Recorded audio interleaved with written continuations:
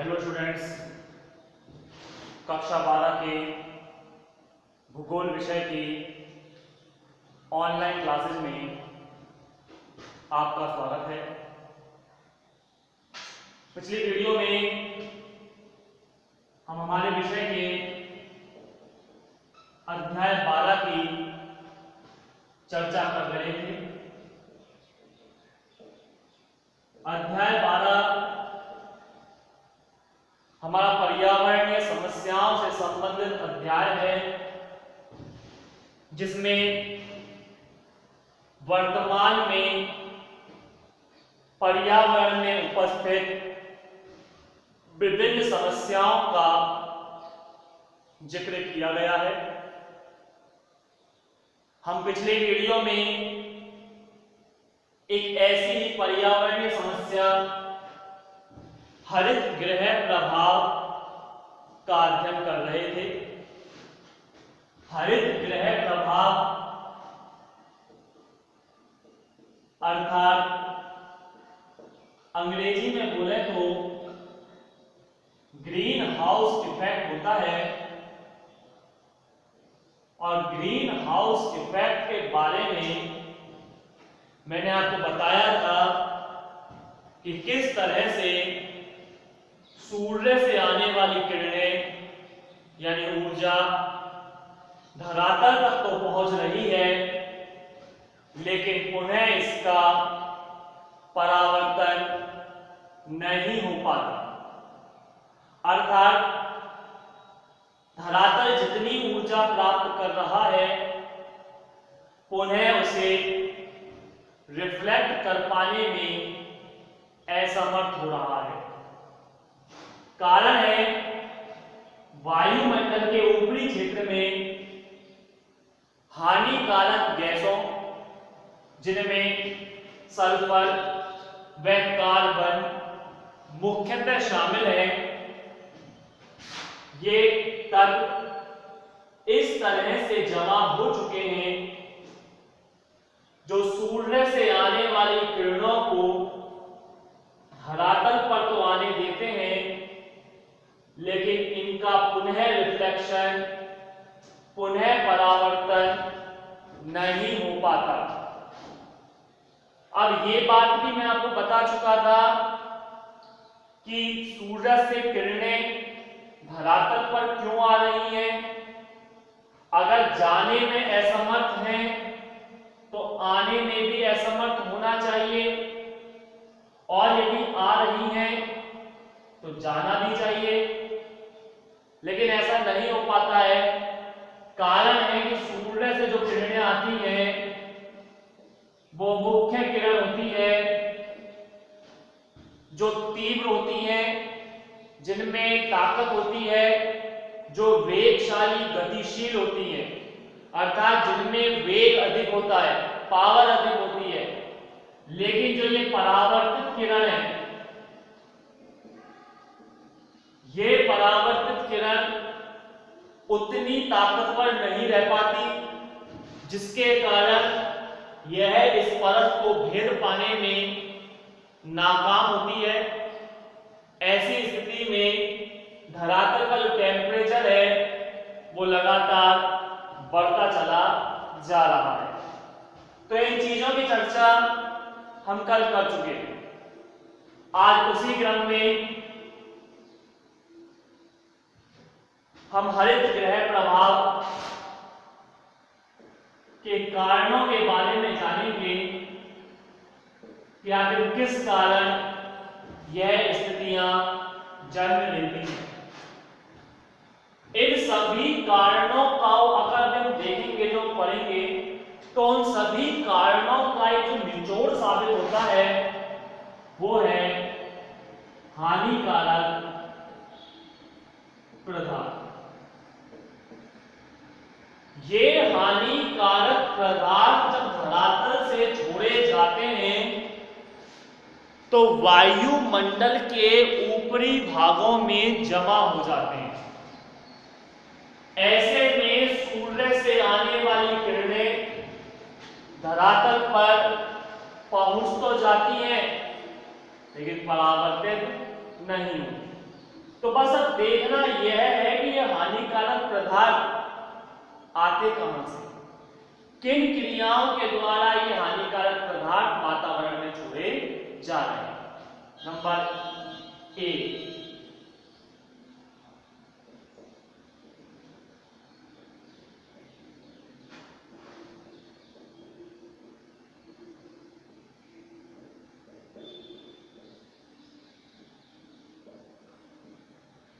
वाहनों से निकलने वाला जहरीला धुआं, ये सर्वाधिक प्रभावकारी हो रहा है आजकल। आज प्रत्येक व्यक्ति के पास अपना निजी वाहन है, चाहे मोटरसाइकिल हो, कार हो, बस हो, जीप हो या कोई अन्य प्रकार के परिवहन के साधन, ट्रैक्टर, टेलर, ट्रक और तमाम तरह के ऐसे साधन जिनसे नियमित रूप से धुआं निष्कासित होता है। पेट्रोल और डीजल के जलने से हानिकारक तत्व बाहर निकलते हैं और ये हानिकारक तत्व वातावरण में फैलकर वातावरण को प्रदूषित कर देते हैं। कक्षा 11 के अंतर्गत अगर आपको याद हो तो हमने वायुमंडल की संरचना के बारे में पढ़ा था, जिसमें हमने देखा था कि हमारा वायुमंडल मुख्यतः 3 तत्वों से मिलकर बनता है, एक गैस, जलवाष्प और धूल के कण। इन गैसों में प्रत्येक गैस की मात्रा आनुपातिक है, अर्थात सब बराबर संतुलित अवस्था में है। नाइट्रोजन लगभग 78%, ऑक्सीजन लगभग 20%, 20.98% आती है। तो ये सब कुछ नॉर्मल है, संतुलित अवस्था में है। लेकिन इन गैसों में अगर हल्का भी परिवर्तन आ जाता है तो वायु प्रदूषण होने लगती है। और इन सब में प्रभावकारी जो तत्व है वो कार्बन है। लगातार कार्बन का उत्सर्जन किया जा रहा है, क्योंकि पेट्रोल और डीजल जो पदार्थ हैं वो कार्बनिक पदार्थों में शामिल किए जाते हैं। इनसे कार्बन का निष्कासन होता है और यह कार्बन जब ऑक्सीजन के संपर्क में आती है तो निर्माण होता है कार्बन डाइऑक्साइड का, जो एक जहरीली गैस मानी जाती है। अर्थात मानव के लिए ये बेहतर गैस नहीं, क्योंकि मानव भी श्वास लेने और छोड़ने के दौरान ऑक्सीजन का ग्रहण करता है और कार्बन डाइऑक्साइड का उत्सर्जन करता है, निष्कासन करता है। यानी ये हमारे लिए बेहतर नहीं है। फिर भी लगातार वाहनों से कार्बन का उत्सर्जन किया जाता है और यही कार्बन जब ऑक्सीजन के संपर्क में आता है तो कार्बन डाइऑक्साइड बनाकर वातावरण को प्रदूषित करता है। तो हरित गृह प्रभाव का पहला कारण है वाहनों से निकलने वाला जहरीला धुआं। बात करें अगर नंबर 2 की,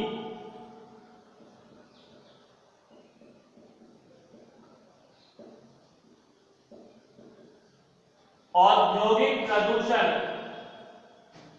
आज का युग, वर्तमान युग औद्योगिक युग के रूप में जाना जाता है।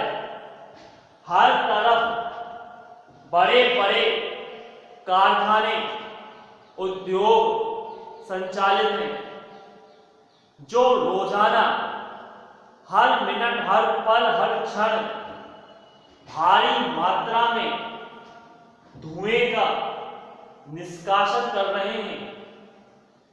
इस धुएं के अंतर्गत सल्फर और कार्बन जैसे हानिकारक तत्व होते हैं और यही सल्फर व कार्बन जब ऑक्सीजन के संपर्क में आते हैं, जो जिसे मैं पहले भी चर्चा कर चुका हूं, सल्फर और कार्बन ऑक्सीजन के संपर्क में आते हैं तो सल्फर डाइऑक्साइड और कार्बन डाइऑक्साइड का निर्माण करते हैं, जो हमारे वातावरण को प्रदूषित करता है।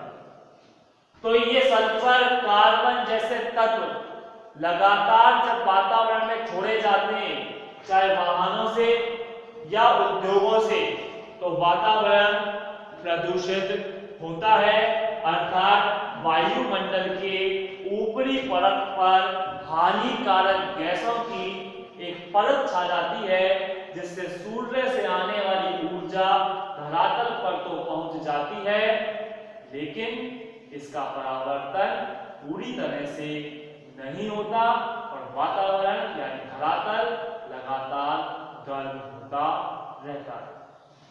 तो औद्योगिक प्रदूषण के बाद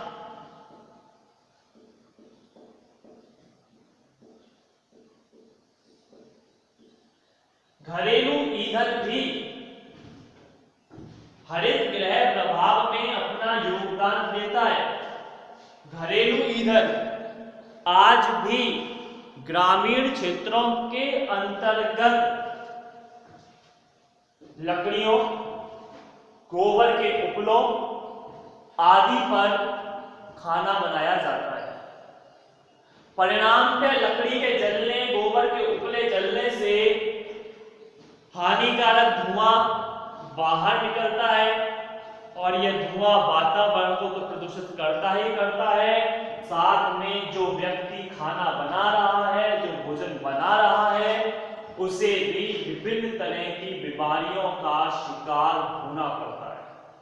वो जहरीला धुआं हमारे घर की खाना बनाने वाली महिलाओं के आंखों में श्वास के माध्यम से फेफड़ों में पहुंचता है और उन्हें विभिन्न प्रकार की बीमारियां हो जाती हैं। प्रारंभिक स्तर पर चाहे इसके लक्षण दिखाई ना दें, लेकिन आने वाले समय में ये कार्बन जैसे हानिकारक तत्व व्यक्ति को टीबी और अस्थमा जैसी बीमारियों तक भी ले जाते हैं। तो आज ग्रामीण क्षेत्र की कई महिलाएं इन चीजों से परेशान हैं। मोतियाबिंद होना भी इसी समस्याओं में आता है, आंखों की रोशनी चली जाती है, लेकिन फिर भी घर की महिलाएं उसी लकड़ी, गोबर के उपले आदि पर खाना बनाती हैं।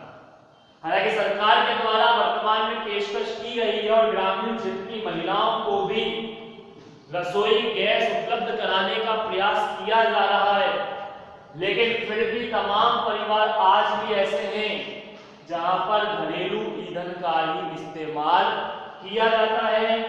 ऐसी स्थिति में कार्बन का लगातार उत्सर्जन होता है, जो पर्यावरण को प्रभावित करते हैं। इसके अतिरिक्त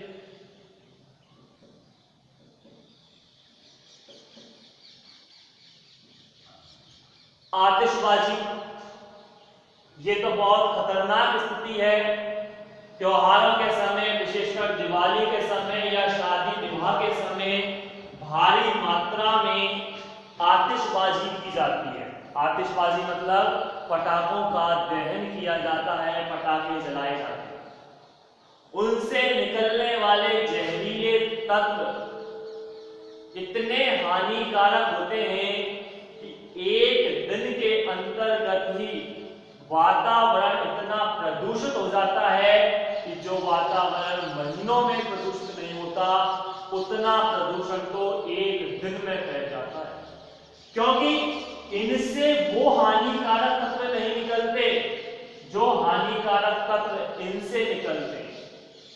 सीसा, पारा जैसे कई हानिकारक तत्व जो वातावरण को भारी मात्रा में क्षति पहुंचाने का कार्य करते हैं। तो आतिशबाजी यानी पटाखों को जलाना भी हरित गृह प्रभाव में अपना योगदान देता है। इसके अतिरिक्त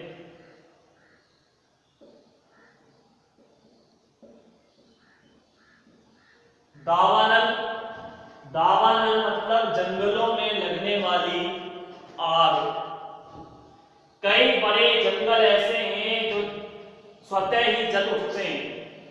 कारण है कि जंगलों के अंतर्गत जो पेड़ होते हैं वो बड़े बड़े पास पास होते हैं। पेड़ों की टहनियों के रगड़ने से जब हवा चलती है तो पेड़ों की टहनियों के रगड़ खाने से इनमें गर्मी उत्पन्न होती है, चिंगारी उठती है और ये जल उठते हैं।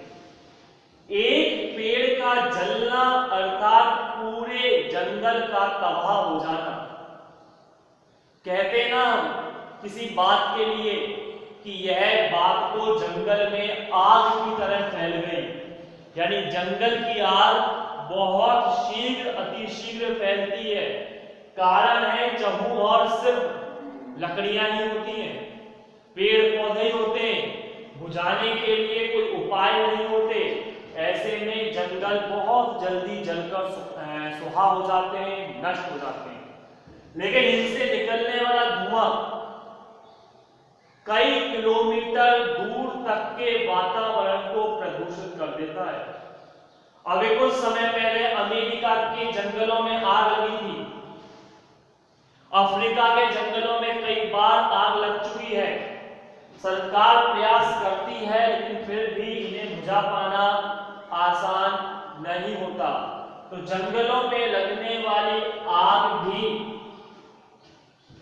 वातावरण को प्रदूषित करने यानी हरित गृह प्रभाव में अपना योगदान देते हैं। इसके अतिरिक्त